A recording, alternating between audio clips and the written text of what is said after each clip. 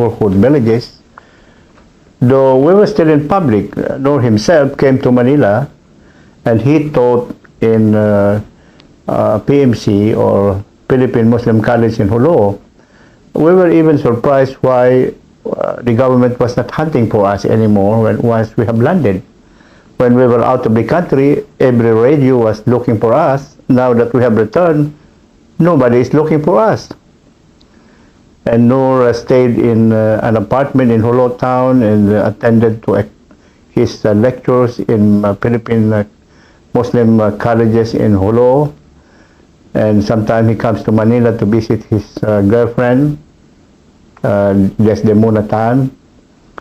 And sometimes I go with him because I was then his first security officer at the beginning. And some sort of a kangaroo secretary. I call it kangaroo secretary. We jump from one place to another. And later, he ran for CONCON in 1970. Hey, what's that? CONCON delegates, Constitutional Convention. Okay. If I remember right, that was the last part of 1971, before martial law.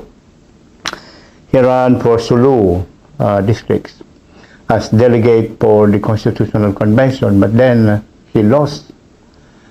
And otherwise, if he wins the election, he could not have been chairman of the MNLF, maybe, because he will be entering into an exercise of the Constitutional Convention, and he will be dealing with delegates who are talking about the solutions of changing the Constitution to become relevant to the present situation and the present trend of the Southeast Asian development, which by the time Philippines was actually a center of economics and financial. A lot of business people come to Manila to make business. And in fact, Philippines was cited as going to be the first financial center of the world. Yes. And one advisor from USA said to President Truman, he said, whoever controls the Philippines controls the whole world. It's a pretty bold statement. Yes. Well, back to the early 70s. So you received training, you spent over a year training, you're with Maswari. At what point did it transition into armed conflict? At what point did you realize we're going to go to war? No, actually, when in 1971, before the martial law was suddenly declared in 1972, we were still on our campaign and observation period, because the Ansarul Islam of the Philippines is a brotherhood of Muslim hostages or scholars, and later on joined up by the people, the largest portion of the people of southern Philippines, joined up as a sign of reaction against the new scenario of isolating the Muslims from the society. So they joined up hands to defend themselves. The Ansarul Islam of the Philippines was headed by then Senator Ahmad Dumukau Alonto and Alim Basir Idris and Sultan Rashid Lukman, the congressman of Lanao del Sur by that time. We were actually on behalf of the Ansarul Islam, because the recruitment of the Batch 90 was actually an endorsement of the Ansarul Islam. So these are the 90? The 90 people, yes, of which I was one of them, is actually an endorsement coming from the Ansarul Islam of the Philippines. It's a Muslim organization, the largest ever in this country, headed by Senator Ahmad Dumukau Alonto. And Senator Ahmad Dumukau Alonto once attended the Islamic conference in Bandung, Indonesia, sometime in 1960,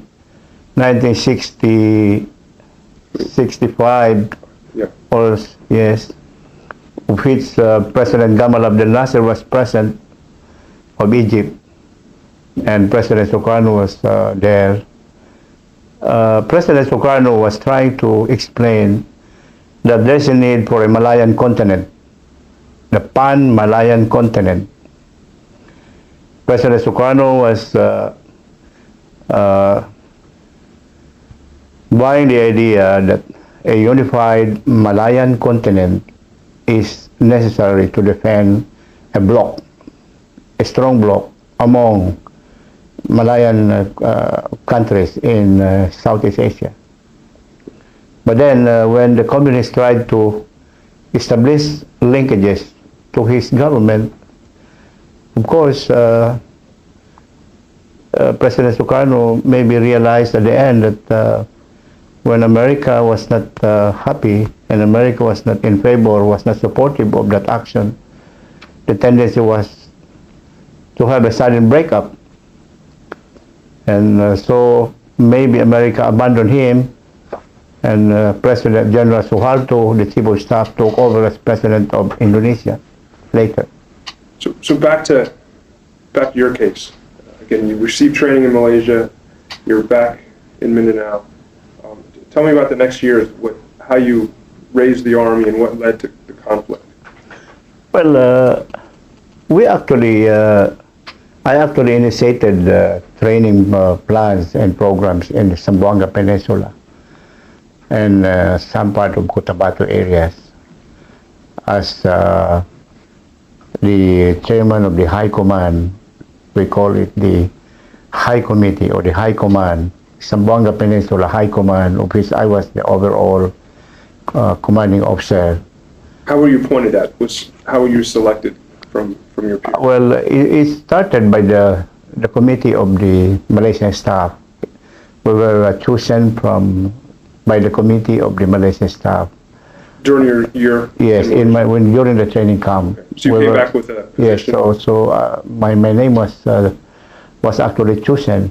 My name was picked up as one of those who have passed the criteria and the requirements. So I was then assigned in Zamboanga Peninsula as the overall commanding officer. And at the beginning, in fact, I was addressed as the deputy command of the military commission. I was number 2. Uto Salahuddin was the chairman of the military commission, and I was his deputy, meaning that I was acting as chief of staff at the beginning, because I coordinate the whole guerrilla outfit in the whole of Mindanao, the instruction of the chairman. So you were recruiting and supplying? Yes, including, yes. Our organization was not actually well-financed and well-organized. No, we started from individual initiatives. It's more on individual initiatives. I'm wondering why Noor was not able to cope up with the plan. There was a very big plan, but at the site, when we were in the field, these plans were not seen as true. There was no financial support, except that we have been receiving logistics materials from Malaysia to sustain the fighting. But financially, none at all. Nothing was given to us financially. I was wondering why the Malaysians never give us any financial aid. It's all about materials. We were informed that all these logistics came from Muammar Gaddafi. Weapons too? Yes. I mean, financially, it was given to Malaysia, and Malaysia did the marketing or the procurement of the logistics, of course.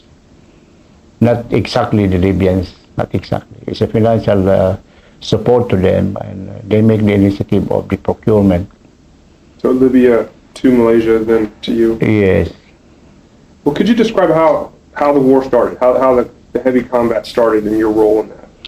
Well, the most critical combat period was in early 1972 when martial law was declared because everybody was holding his firearm, and all the army deployed in the south up to Sulu, Tawi-Tawi were in full battle gear, chasing us.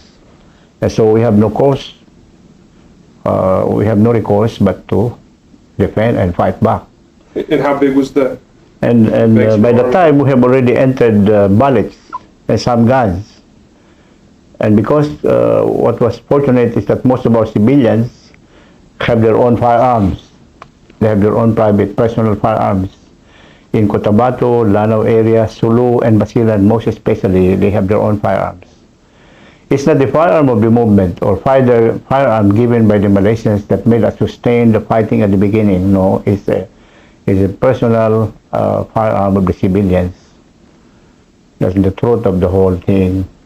And how did you recruit those civilians for the cause? Well, of course, the recruitment was less contained because it's an actual hearing. It's an actual sense of responsibility. It's either to have a choice to die or to go away. To die or to go away. I mean, but to go away is a transgression with insolence in Islam. For the aware Muslims with full awareness, it is blasphemous to run away because it creates transgression with insolence against faith. So no way but to fight back. And what were some of the first, like, talk about your first encounter, first engagement with the government troops and what that was like, and maybe subsequent? Well, the Marines was very aggressive, and as a matter of fact, Admiral Fernandez, who was assigned as the Southcom commander for the first time, declared that Sulu can be captured within 48 hours. Was this in 1972 or 72? Yeah, 72. But how'd that work out? Not quite. Yeah, it's the opposite. Admiral Fernandez was removed by President Marcos, and he was replaced by Admiral Espaldon, whose mother was a native from Tawi-Tawi, and the father was a Bicolano. And Admiral Espaldon, Romulo Espaldon, then was a graduate of U.S. Navy, West Point. He was a highly trained man. In fact, people think that he was the right man to become president of this country. But he got no opportunity to join the party because Marcos was already under fire. Well, what was it like fighting the under fire? Meaning, government? yes, I mean, Marcos was then later opposed.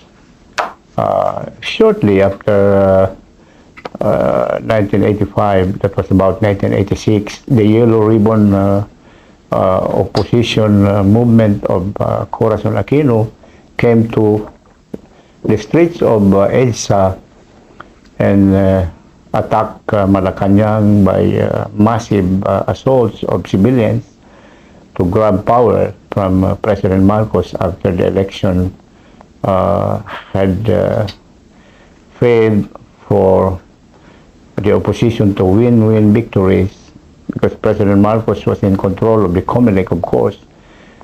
He won as president, and Tolentino was vice president.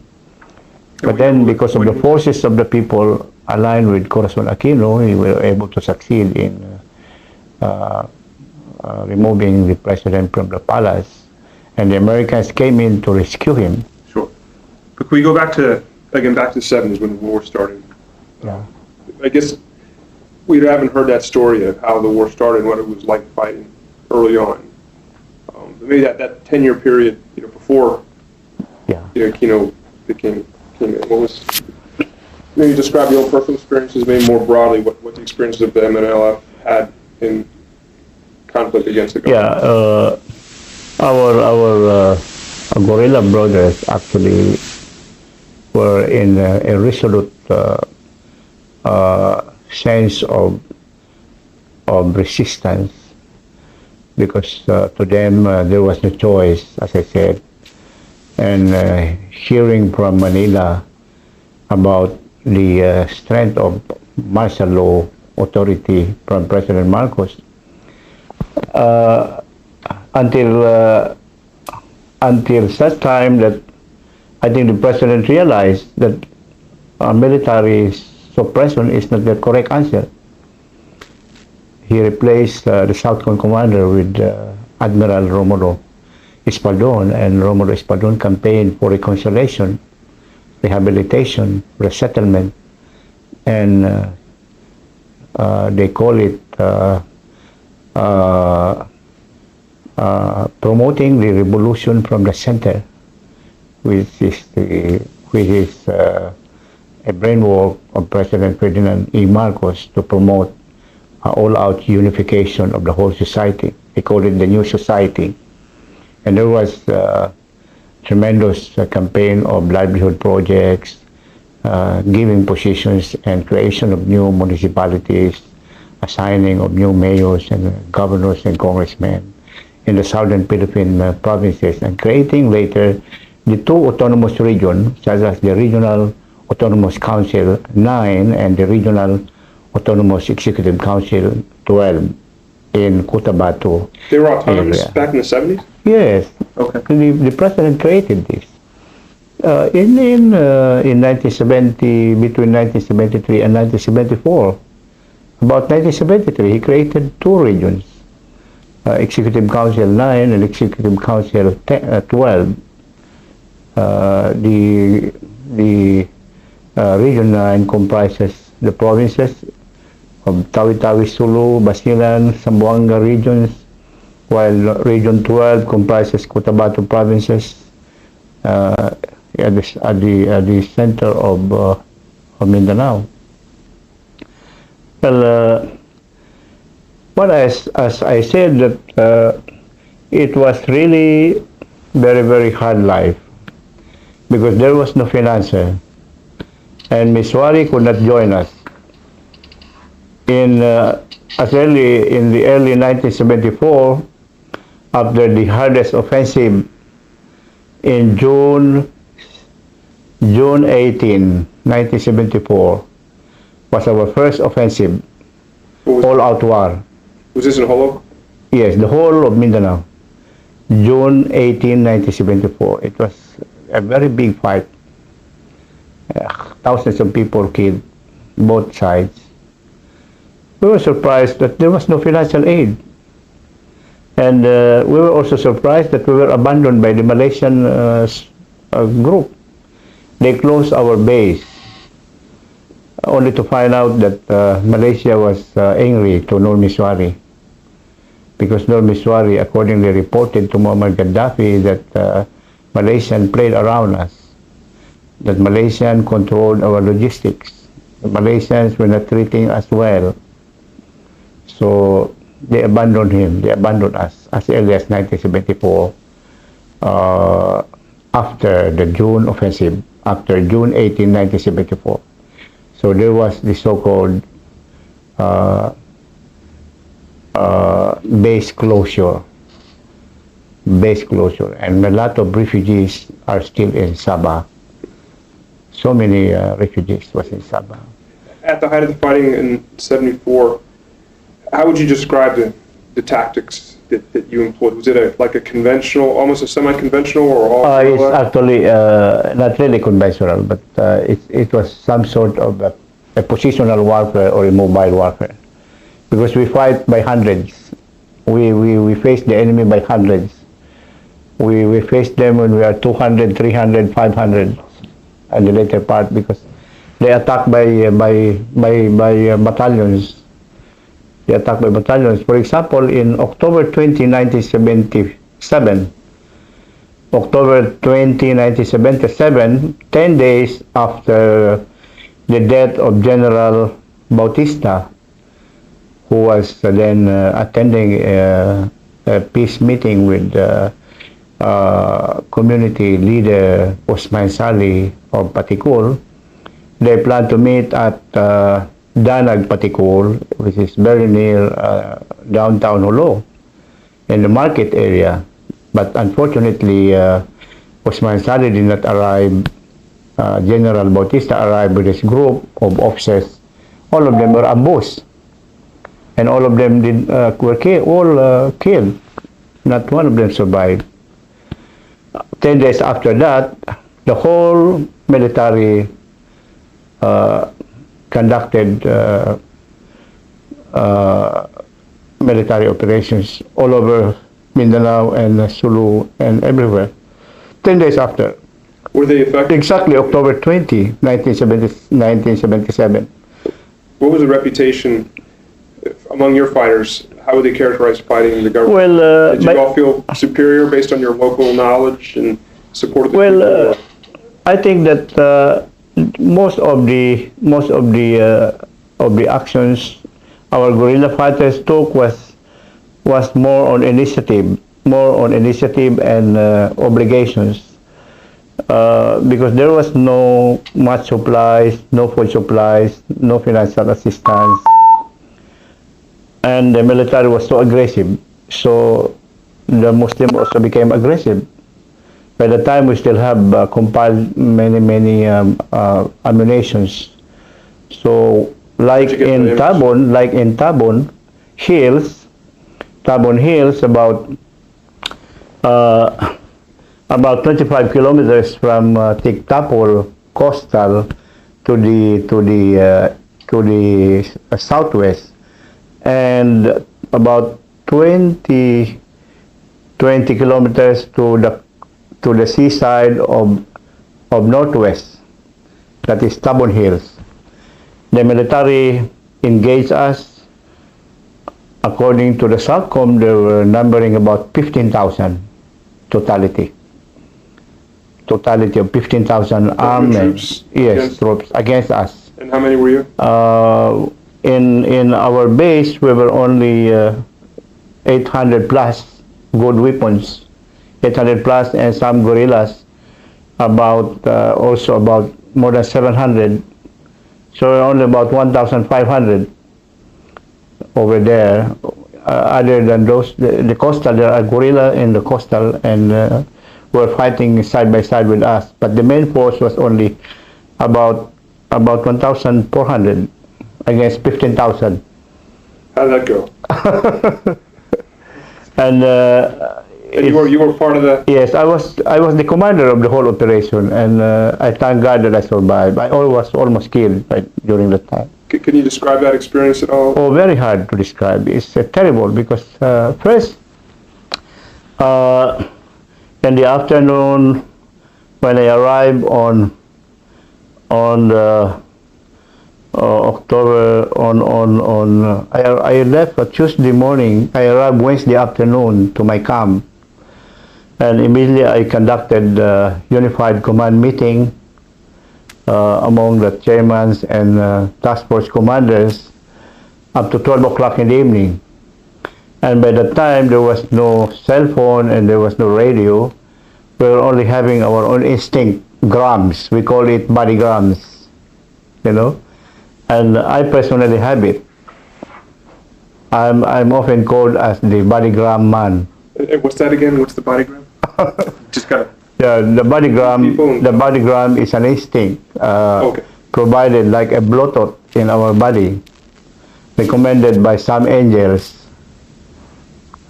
Maybe by instinct of birth, or maybe acquired by prayers, from knowledge acquired from the Sufis. So it grows up in your body and makes signals. When the danger is arriving, it makes signals. So you can detect which part. All to the right side are enemy side. All to the left side, all friendly side. To the left side also female, and to the right side all male. It all signals in all parts of your body. It's up to you to make distinctive mark and watch for it. So by 12 o'clock, the signal arrived to me.